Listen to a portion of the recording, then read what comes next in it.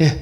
오늘은 웨스터민스터 서열의 문답 105문과 107문까지 내용을 105문, 106문, 107문에 이르는 마지막 내용을 다루고서 이제 우리 웨스터민스터 서열의 문답 총정리도 마무리하려고 합니다. 그래서 이제 오늘 다룰 주제가 세 가지죠. 제 용서의 문제와 시험에 들지 않기를 간구하는 것과 그 다음에 마지막 이제 송영 부분.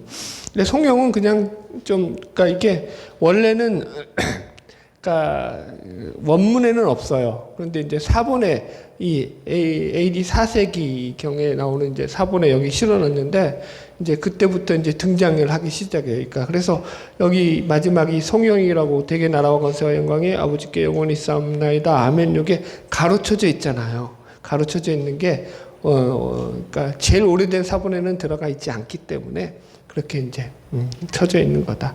하여튼 그렇게 알고 계시고요. 그래서 이제 오늘 105문과 106문 중심으로 좀 더 많이 시간을 다룰 거예요. 자, 105문 읽고 시작하겠습니다. 시작. 다섯 번째 강구에서 우리는 무엇을 위해서 기도합니까? 답. 우리가 우리에게 죄 지은 자를 사하여 준 것 같이 우리 죄를 사하여 주시옵고 라는 다섯 번째 강구에서 우리는 하나님이 그리스도로 인해 우리의 모든 죄를 거저 용서해 주실 것을 기도하는데 우리는 그분의 은혜에 의하여 마음으로부터 타인들을 용서할 수 있기 때문에 이렇게 간구하도록 더욱 격려를 받을 수 있습니다. 그래서 첫 번째 주제가 이게 거저 용서예요. 거저 용서. 그러니까 여기 보면은 우리는 우리의 모든 죄를 거저 용서해 주실 것을 기도하는데, 그죠? 그렇게 나오잖아요. 그죠? 그래서 이게 거저 용서라는 게 어떤 대가나 보상 없이 조건 없이 우리에게 해주시는 용서라는 거예요. 그러니까 우리가 처음에 기도할 때 이 죄 용서에 대해서 가장 많이 오해하는 게 오해가 뭐가 있냐면은 우리가 우리에게 죄 지은 자를 사하여 준 것 같이라는 말에 오해가 있죠.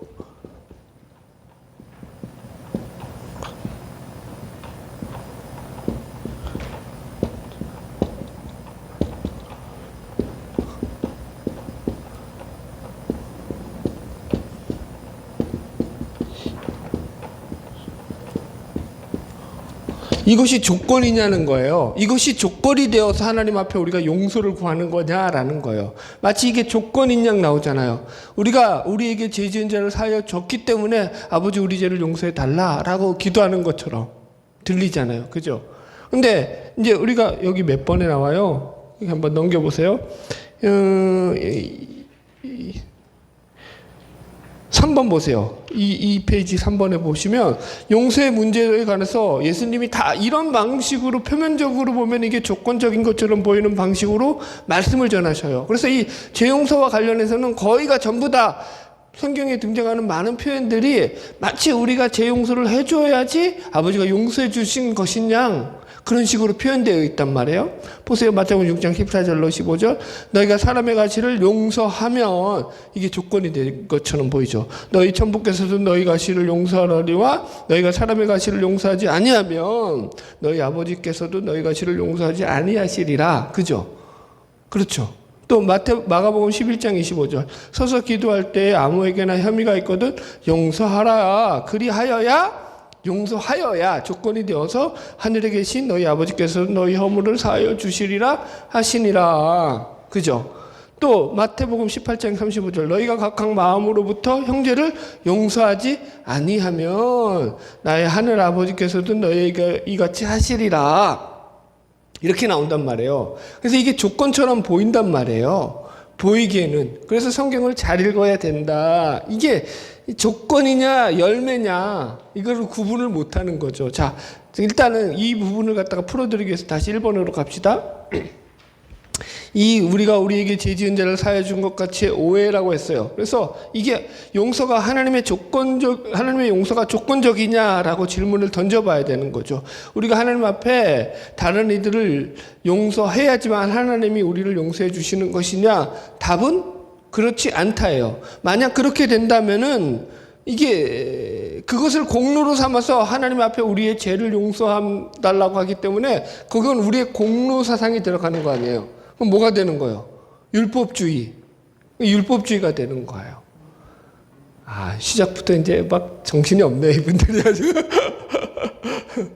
잘 배우셔야 돼요. 그렇지 않아요. 자, 그래서 여기 문구를 다시 보면은, 우리는 하나님이 그리스도로 인해 우리의 모든 죄를 거저 용서해 주실 것을 기도한다라고 하고 있잖아요. 조건은 뭐밖에 없어요. 우리의 죄 용서가 아니라 그리스도로 인해서 우리가 용서받는 거예요. 우리의 행위나 어떤 공로나 선행이 우리가 드리는 기도의 근원이나 근거나 원인이 될 수 있다, 없다? 없다. 신자의 기도는 철저히 하나님의 은혜를 근거로 해요. 기도의 근거도 뭐라고요? 기도의 근거도 하나님의 은혜예요. 우리의 어떤 공로나 의가 아니라, 이해하시겠죠? 이거 틀리면 돼요? 안 돼요? 안 돼요. 자, 보세요. 대표적인 게 잘못된 기도의 예가 바리새인의 기도가 나오잖아요. 바리새인이 아버지, 나는 저 죄인과 세리와 창녀들 같이 그렇게 살지 않게 하신 거 감사합니다. 그죠? 그러면서 자기 공로를 막 내세우잖아요. 근데 그거에 대해서 하나님이 너 잘했다, 기도 참 잘한다 그러셨어요? 칭찬하셨어요? 아니죠. 그 기도 안 받으셨단 말이에요. 자기 어떤 공로를 가지고 근거로 기도하는 걸 하나님이 안 받으셔요. 그럼 예수님이 왜 이렇게 기도를 가르치시냐라고 두 번째 질문을 해야죠. 왜 이렇게 가르치냐? 답이 보세요. 이제 질문 2번에 대한 답. 주기도문은 믿는 자들이 드리는 기도로 성화적 기도이기 때문이다. 성화적 기도라는 게 뭐예요? 기도가 목적하는 것이, 기도를 통해서 우리가 하나님의 백성다워지게 만드는 게 기도의 목적인 거예요. 기도의 목적이 뭐라고요? 하나님 백성다워지게 만드는 거. 자, 보세요. 주기도문은 기본적으로 하나님이 그분의 자녀들에게 가르친 기도란 말이에요. 그분의 백성들에게 가르친 기도예요. 이방인들은 이 기도를 할 수 있어요, 없어요? 없어요. 이 기도 자체가 없어요. 이런 기도 자체를 못해요. 예를 들어서 이슬람 사람들이, 야, 이거 성경에 나오는 주기도문이 너무 멋있다, 우리도 이렇게 알라에게 기도하자 해가지고 이렇게 뺏길 수 있어요, 없어요? 없어요. 이거는 하나님을 믿는 신자들만이 하나님을 아버지로 고백하면서 할 수 있는 기도란 말이에요. 그래서 이 기도 속에서는 반드시 전제 조건이 되는 게 뭐예요? 그가 하나님과 관계 맺은 하나님의 백성이어야 되는 거예요. 이 관계가 없으면 이 기도는 성립이 안 되는 거예요. 그럼 그 백성에게 요구하는 기도로서 뭘 요구하는 거예요? 거룩을 요구하는 거죠. 성화를 요구하는 거죠. 하나님의 자녀답게 변화되는 것을 요구하는 거죠. 그래서 기도가 추구하는 목적이 있다고요. 거룩이라고요. 그래서 이렇게 표현을 하는 거예요. 그러니까 하나님의 나라가 이루어지는 거예요. 자, 보세요. 그래서 이걸 갖다가 성경에서는 행위 구원이라고 안 하고 열매라고 한다고요. 열매. 믿는 자들의 대표적인 삶의 열매로서 나타나는 게 뭐라고요? 용서. 네. 이해하시겠어요? 내가 예수를 믿었잖아요. 그런 믿음으로 인해 가지고 나에게서 내가 예수를 믿었다는 가장 강력한 대표적인 삶의 하나의 양식으로, 패턴으로 나타나는 형식 중에 하나가, 삶의 태도 중에 하나가 뭐라고요? 상대에 대한 용서가 생겨나요. 용서하는 마음이 생겨난다고요. 이게 의심스러운데, 얼굴이 이거 전부 다 아닌 것 같아가지고 걱정스러운데. 이건 체험해 봐야 돼요. 내가 체험해 봐야 돼요. 그분이 나를 용서하신 게, 그래서 달란트 비유 나오잖아요. 1만 달란트 탕감받은 종의 비유로 한단 말이에요. 1만 달란트라고요. 왜 1만 달란트라고 표현했다고요? 그 값 자체가, 그죠? 우리가 우리의 상식과 우리의 노력으로 값을 치를 수 있는 양이에요? 못 치러요. 못 치르는 양이에요. 그런 어마어마한 용서와 사랑을 입은 존재로서 그게 내 속에서 실제화 됐을 때 내가 용서가 되는 거거든. 이게 실제화가 안 되면 여전히 여러분 예수를 믿어도 자기 것을 주장하죠. 예를 들어 봅시다. 실제적으로 천국에 갔어요. 천국에 갔는데 세상에 살 때 나에게 못된 짓을 했던 그 원수가 천국에 와 있네. 그 세상에서는 이제 꼴 보기 싫어서 안 보고 살았어. 그래서 그 왼수랑 더 이상 엮이기 싫어가지고 안 보고 살았다가 죽어서 갔는데 그 왼수가 천국에 와 있네. 어떡할 거요? 네. 빨리 답을 찾으세요. 그럼 그 왼수랑 살 수 있어요? 진짜 꼴도 보기 싫은 왼수인데? 정리가 안 되시면 안 돼요. 이게 정리가 돼야 돼요. 이게 정리가 잘 되어져야지. 그건 제가 답을 여러분들한테 드려봤자 소용이 없어. 그 여러분들 개인이 정리할 부분이지. 내 안에서 벌써 내가 마음 정리가 이게 잘 되어 있어야 돼요. 그래서 그 부분에 대해서 깨끗하게 이게 클리어하게 정리되어 있는 사람이 천국에 가는 거예요. 그게 아무렇지도 않아질 때까지 내가 성화돼 가야 되는 거예요. 그래서 유독 재용서의 문제만큼은 계속 예수님이 마치 이게 조건적인 양, 아버지가 이것을 너희들이 행할 때야 내가 너희들에게 이거 해주겠다. 이건 반드시 그러니까 우리 안에서 이루어져야 될 하나님 나라의 백성으로서의 삶의 자세고 태도고 모습이다. 강조되는 거죠. 아주 강조되는 거죠. 그러니까 이만큼 할게요. 이해를 하셨죠? 그런데 만만치 않죠. 벌써 생각나죠? 벌써 머릿속에 필름 돌아가죠? 재용사라니까. 옛날에 그 간증 많이 했잖아. 아버지 똥물에 튀겨 먹고 볶아 먹고 삶아 먹어도 똥물이 약한 놈들입니다 하면서 기도했던 어떤 성도님의 기도. 여러분, 용서라는 게 우리가 의지적으로 하는 게 아니라는 거예요.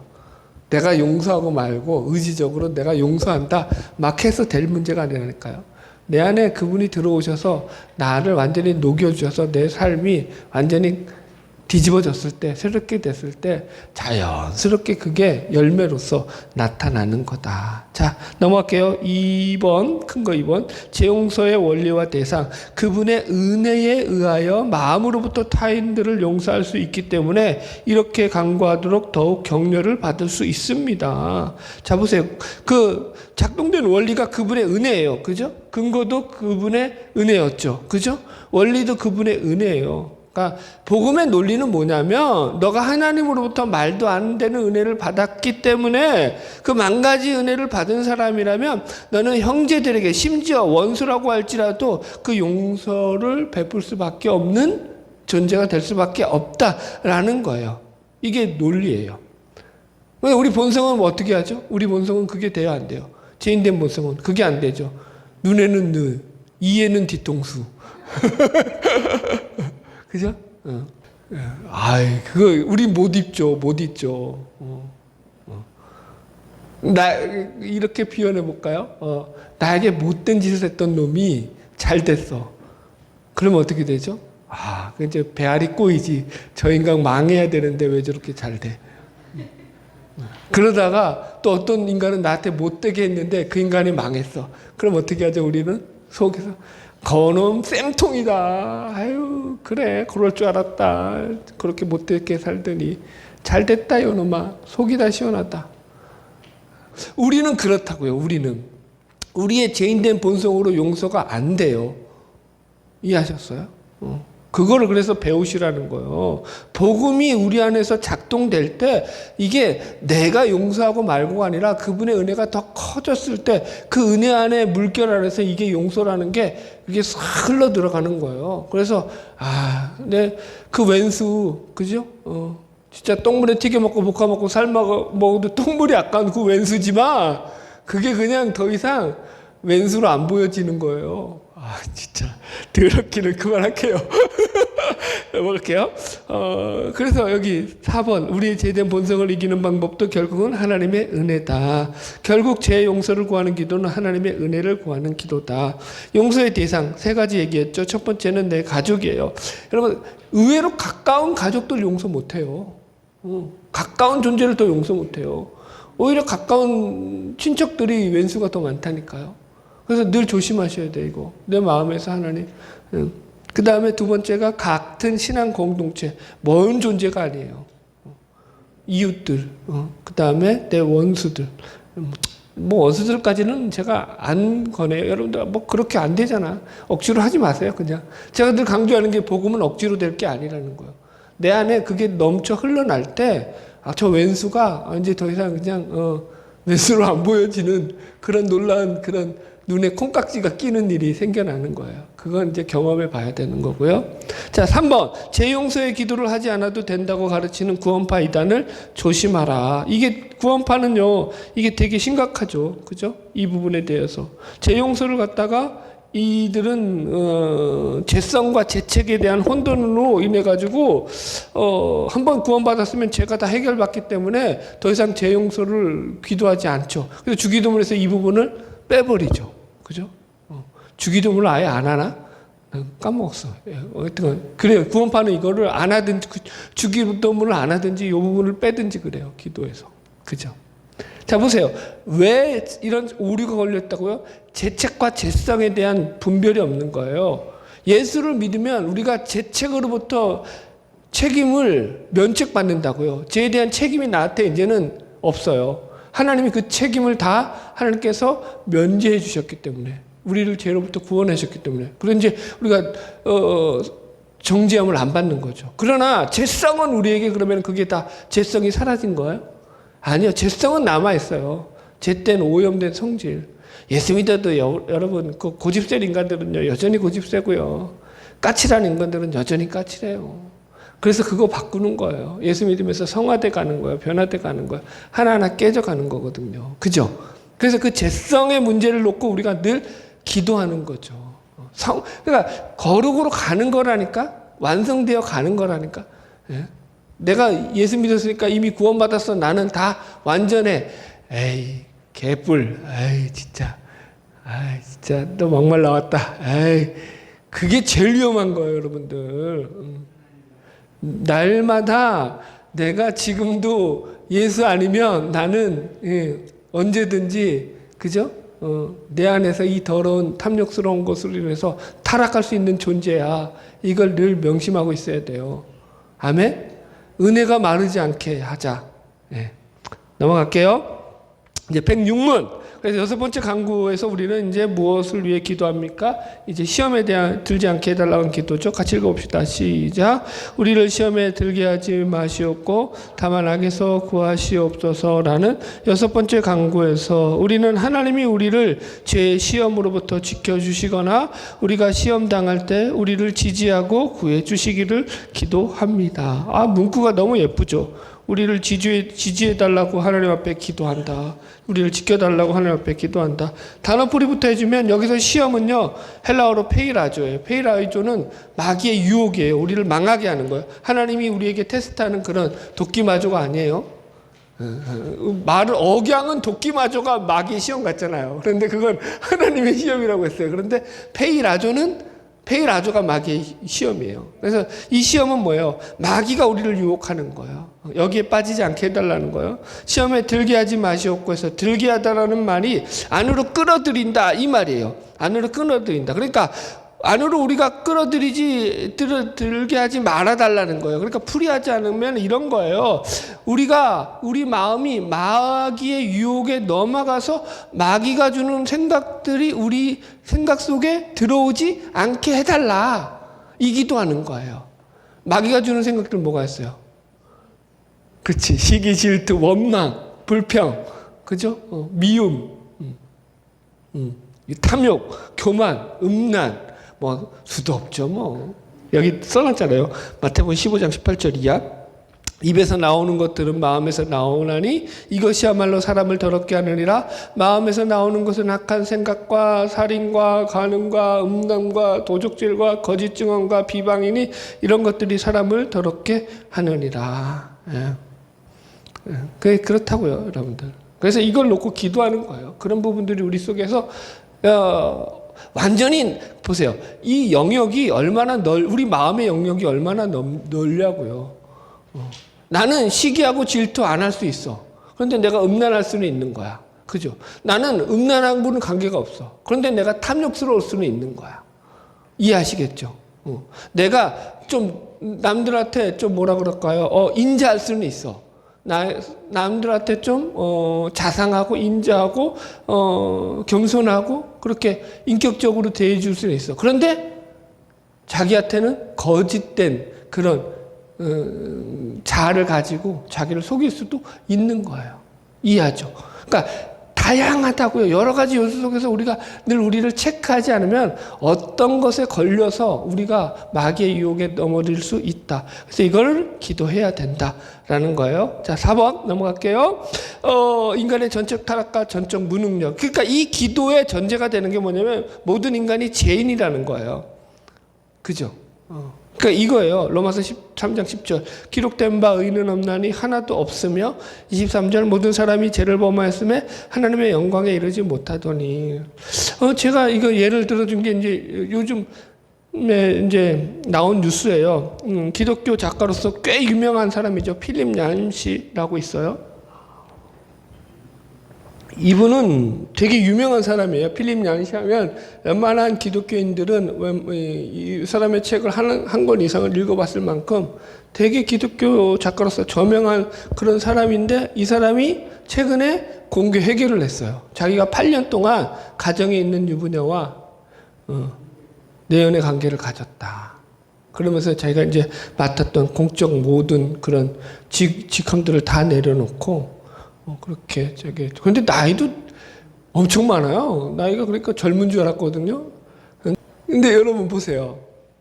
그렇게 대단한 영향력을 가지고 그렇게 복음적으로 왕성한 활동을 했던 그런 사람인데 이런 고백을 하는 거예요, 여러분. 뒤로 호박씨 까는 거죠. 그러니까 늘 조심해야 될 게 우리가 뒤로 호박씨 까는 거예요. 내가 뒤로 호박씨 까고 있는 게 없나 조심하세요. 제가 늘 그래서 11계명 얘기하잖아요. 들키지 마라. 조심하자. 이게 뭔 소리 하는 거야? 재질은 이야기 아니에요. 정신 바짝 차리고 살라 이 얘기예요. 자, 넘어갈게요. 2번, 우리는 우리 스스로의 힘과 능력으로 마귀가 유혹하는 죄의 시험으로부터 우리를 지킬 능력과 힘이 있다 없다? 없다라는 거예요. 그죠?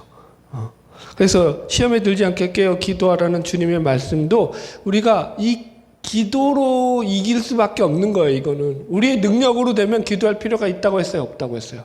없다고 했어요. 그런데 우리의 능력으로 된다는 거예요? 안 된다는 거예요? 안 된다. 기도해야 된다. 그래서 우리가 시험에 대는 문제는요, 답이 없어요, 여러분들. 간밤에 잠이 안 와요. 막 내 안에 인간의 탐심과 어떤 그 욕망들을 추구하고 싶은 막 생각들이 막 가끔 들어오면은요, 막 그런 것들로 이제 하늘 모르게 이제 부품 꿈을 가지고 허황된 꿈을 막 꾸죠. 그럼 잠이 안 와. 그러면 이제 기도하는 거야. 그때 하나님 내 마음 좀 붙잡아 주시고 나를 좀 죽여 주시고 정신 차리게 하시고. 여러분, 똑같다니까요, 목사도. 안 달라요. 여러분 제가 타락하면은 그런 줄 아세요. 제가 타락을 안 한다? 그때는 어불성설이 어딨어. 이 죄인인데, 모든 인간은 죄인인데, 내가 성하고, 완벽하게 성하? 그런 거 없어요. 내가 늘 조심하고, 내가 경계하지 않으면, 보세요. 지난주 설교도 기도의 가장 강력한 역할 중에 하나가 마음을 지켜주는 거예요. 방어하는 거라니까요. 나가서 적극적으로 뭘 성취하고, 쟁취하고, 세워가는 게 아니라 내 마음, 흔들리는 내 마음을 붙잡고 지키는 거예요. 아멘? 기도로 잘 지키세요. 예. 다윗이 바세바 범하고 나서 보세요. 여기 예를 들어 놨잖아요. 그가 보세요. 더 놀라운 것은 죄를 그렇게 엄청나게 짓고 났는데, 그죠? 그러면 자기가 죄인인 걸 알아야 될 거 아니야. 그런데 나단이 얘기하기까지 자기는 자기가 죄 지은 것조차도 인식했다 못했다. 못했다. 누가? 하나님의 마음에 그 합했던 자연 다윗이 그랬다. 그러면 우리야 하물며 더 이상 그만할게요. 넘어갑시다. 106-3 하나님의 약속. 우리가 시험 당할 때 우리를 지지하고 구해주시기를 기도합니다. 이게 멋진 거죠. 웬민소가 잘 만들었어요. 우리가 하나님께 기도하는데 하나님의 약속을 의지하면서 기도할 때 어떻게 하라고요? 하나님이 우리를 지지해 주기를 기도하라고요. 하나님이 우리를 지지해 준대요. 기가 막히지 않아요, 여러분들? 그러니까 하나님의 약속을 붙잡고 기도하라는 거죠. 기도라는 게 가진 힘이 그런 거예요. 여기 고린도서 10장 이하에 쭉 8절 이하에 쭉 쓴 내용이 뭐냐면 하나님이 우리에게 감당치 못할 시험 당함을 허락하셨다, 허락지 아니하셨다. 허락지 아니하셨다. 우리가 감당 못할 시험이 없다라는 거예요. 다 감당하거나 피할 길을 하나님이 우리 가운데 주셨다. 그러니까 하나님이 우리 가운데 어떤 마음이 있는 거예요? 좋은 마음이 있는 거예요. 우리 가운데 우리를 잘 되게 하시고 우리를 도우시고 우리를 세워주시고자 하시는 것이지 우리를 넘어뜨려서 너 그래 고생 좀 해봐라. 우리는 그랬잖아. 아까 왼수가 안 되면 쌤통이다 요놈. 우리는 그런다고 했잖아요. 하나님은 그 마음이 아니시라고요. 우리를 향해서. 우리가 고생하는 게 하나님의 본심이 아니다. 그래서 믿음의 선한 싸움을 싸워라. 질문 4. 하나님의 자녀도 마귀의 시험에 들며 악에 빠질 수 있는가? 답. 성경은 얼마든지 빠질 수 있다라고 말씀하고 있다. 심지어 사탄 마귀는 예수님까지 시험에 빠뜨리려고 유혹을 했다. 우리가 무엇인가 유혹을 받으면 그것에 노예가 되고 마는 것이다. 그래서 늘 우리는 믿음의 선한 싸움이 그래서 우리 마음을 지키는 거예요. 생각을 지키는 거예요. 물질의 유혹에 넘어갈 수도 있고요. 또 쾌락의 유혹에 넘어갈 수도 있고요. 또 명예의 유혹, 여러 가지가 있죠. 성적인 유혹도 될 수 있고, 어떤 유혹에도 우리가 넘어질 수 있다는 걸 늘 조심하고, 우리가 늘 우리 마음을 지켜내려고 했을 때, 하나님이 우리를 지지해 주시기를 기도하라는 거예요. 여러분, 보세요. 지지해 준다는 게 되게 좋은 말이잖아요. 그 옆에서 하나님이 응원해 주는 거야. 너 할 수 있어. 괜찮아. 그러니까, 이게 어떤 의미냐면, 뉘앙스가 이런 거예요. 제가 예를 들어 볼게요. 제가 이제 하나님 앞에서 좀 낙심해 있어요. 좀 실망해 있어요. 일이 안 풀렸어. 때때로 내가 원하는 대로 안 풀렸어. 그래서 좀 속상해 있어요. 그래서 지금 기가 꺾여진 거죠. 그래가지고 풀이 죽어 있는데 하나님이 그 속에서 내 마음 가운데 위로를 해주시는 거예요. 괜찮아. 잘 될 거야. 내가 너와 함께 있잖아. 네가 지금 안 좋은 것 같지만 아브라함 봐봐. 아브라함이 그 조카 롯이 떠나고 난 뒤에 실망했을 때 내가 아브라함에게 너 동서남북 바라보서 네가 보는 땅 다 내가 줄 테니까 글로 가라고 말했잖아. 위로해 줬잖아. 근데 그와 똑같이 나는 네 편이어서 너를 위로해 줄 거야. 그러니까 괜찮아. 나랑 같이 함께 가자. 이렇게 응원을 해주시는 거죠. 그러면 내가 좀 못나서 좀 실망하고 있는데 하나님이 그거 가지고 풀이 죽지 않게 다시 힘을 주시는 거예요. 이게 다른 거예요. 이게 달라요. 그러니까 내 자신은 인간적으로는 그런 거에 대해서 실망할 수 있단 말이에요. 우리가 시험에 들어서 여러분들 풀이 죽을 수도 있어요. 죄졌다고 잘났다는 게 아니라 이해하시겠어요? 죄를 졌으면 당연히 하나님 앞에 기가 죽죠. 아버지 나는 이거밖에 안 돼요. 나는 왜 이거밖에 안 될까요? 스스로 자책도 하죠. 그런데 하나님께서 그거 가지고 그래 이놈아 너 이리 와 해초리 100대 정아리고도 두들겨 패고 그렇게 끌고 가시지 않아요. 어떻게 끌고 가신다고요? 그 마음을 돌이키게 해가지고 따뜻하게 품어주셔요. 그게 그러니까 제가 어릴 때는 우리 애들을 되게 많이 혼냈어요. 젊을 때는요. 왜냐하면 그게 잘 가르치는 걸로 배웠거든요. 웨슬레도 그래서 자녀 교육 때 해초리를 안 들면 그 자식 그 버릇을 버린다. 그래서 해초리 들어서 키워야 된다. 웨슬레도 그랬거든요. 나는 그게 맞는 줄 알았어요. 그런데 아니더라고. 하나님이 나를 그렇게 때리셔가지고 나를 그렇게 했으면 나는 벌써 박살이 났을 텐데 하나님 그렇게 나를 대접을 안 하셨어요. 대우를 안 하셨어요. 그냥 그때마다 하나님께서 오히려 다독여 주시고 격려해 주시고 지지해 주셔서 다시 하나님을 바라보고 내가 설 수 있도록 하나님이 좋으신 분임을 깨닫게 해주시는 거죠.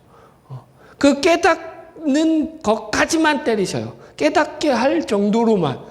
못 깨달으면 안 되잖아. 다윗이 그걸 못 깨달았다니까요. 밧세바를 범하고 나서도 우리아를 죽이고 나서도 그러니까 깨달을 만큼만 때리시잖아요. 그렇다고요. 자 이제 결론은 그러니까 걱정되네. 많이 맞지 마십시다. 적게 맞고 정신 바짝 차리고 삽시다.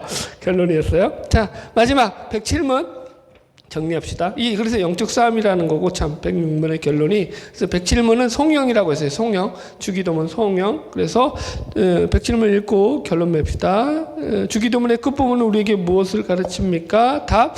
나라와 권세와 영광이 아버지께 영원히 있사옵나이다. 아멘이라는 주기도문의 끝부분은 기도할 때 오직 하나님으로부터 용기를 얻을 것을, 그리고 우리의 기도에서 나라, 권세, 그리고 영광을 그분께 돌리면서 그분을 찬양할 것을 우리에게 가르칩니다. 그리고 우리는 우리의 소원의 증거로 또 상달의 보장으로 아멘이라고 합니다. 그래서 이걸 갖다가 성령이라고 했어요. 성령이라는 게 무슨 뜻이냐면은 헬라어로 독사라는 건데, 하나님의 영광을 찬양하는 기도문이나 찬송을 의미하는 거예요. 그래서 우리 예배 순서에도 성령이 있어요. 예배 시작 전에.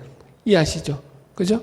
그래서 우리가 사도신경을 외우고 난 뒤에 그 뒤에 하는 게 뭐예요? 찬송가 1장 성령을 부른다고요. 그거라고요. 하나님께 영광 돌리는 찬양, 기도. 이게 성령이에요. 그래서 예배 보통 시작이나 마지막에 들어가죠. 시편에 그래서 시편 150편 그 뒷부분들은요, 50편 그 뒤에 나오는 모든 시편들은 다 뭐예요? 성령에 해당하는 것들이에요. 하나님께 찬양하는 거죠, 다. 마지막으로.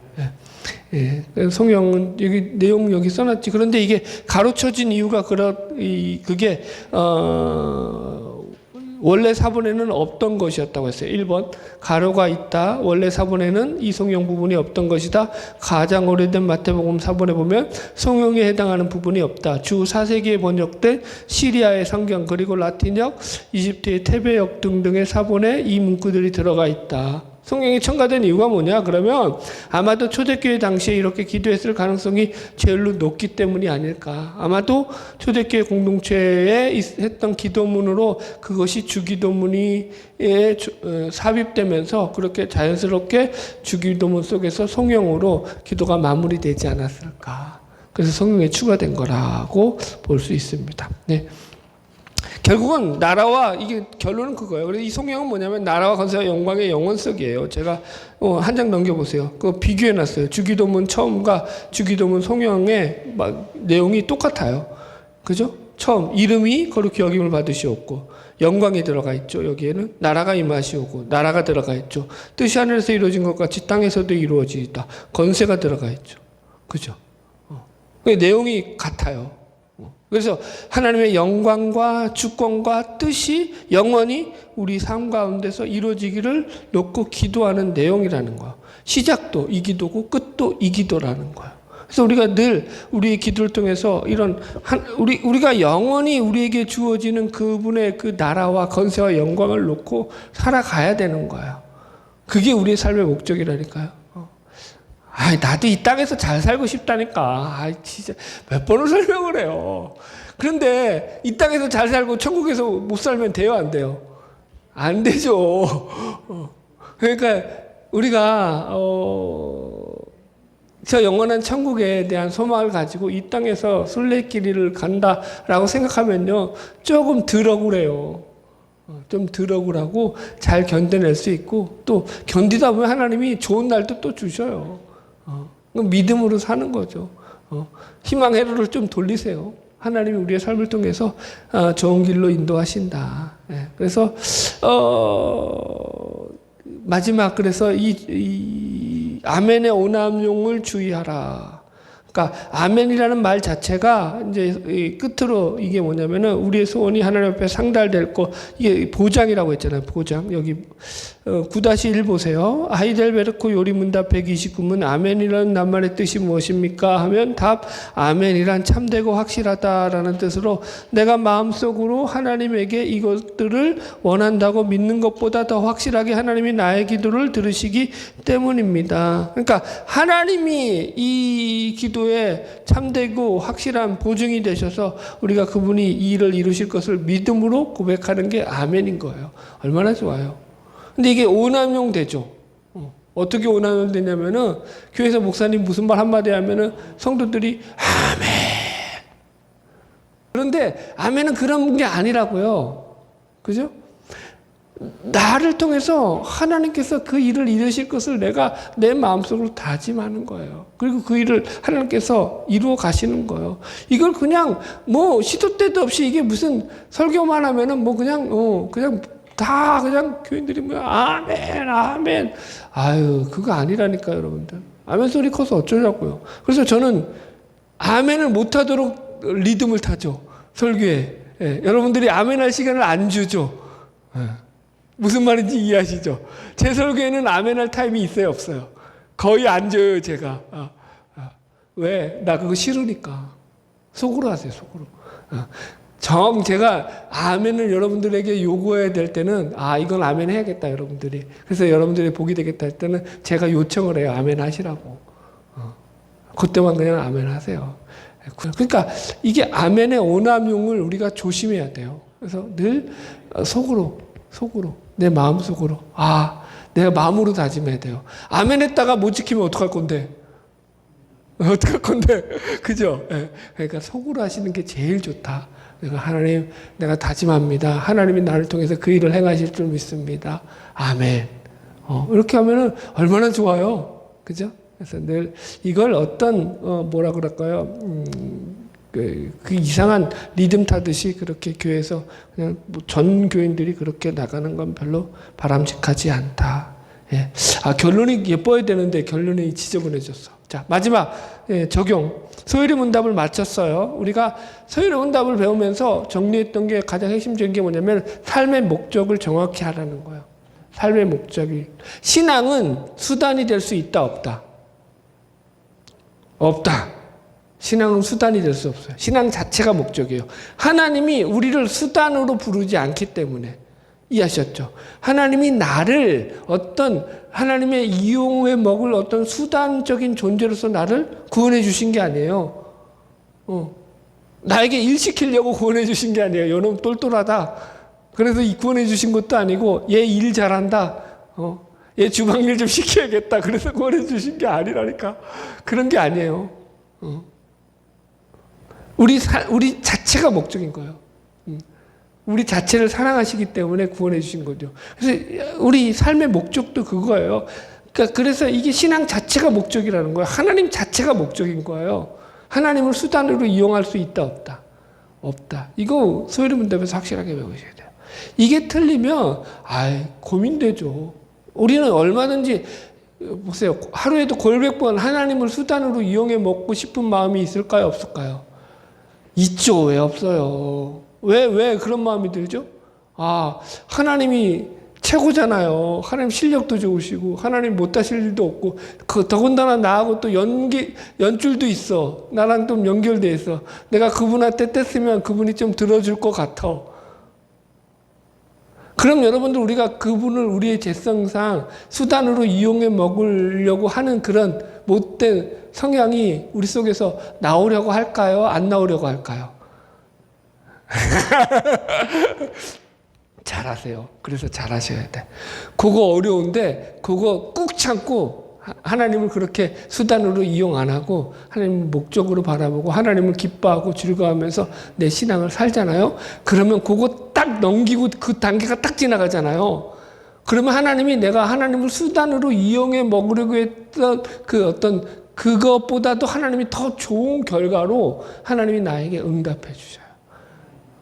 근데 훨씬 좋아. 그게 더 좋아. 이건 체험해 봐야 돼.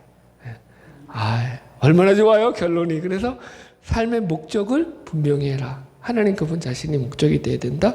자, 2번. 모든 기도는, 이건 이제 기도문 저거 하면서 정리한 거죠. 모든 기도는 하나님의 은혜를 근거로 하는 기도여야 되고, 또 하나님께 대한 찬양을 전제로 해야 된다. 그분의 은혜와 긍휼과 자비를 인하여 그분 앞에 나아가 그 위로와 용기를 얻는다.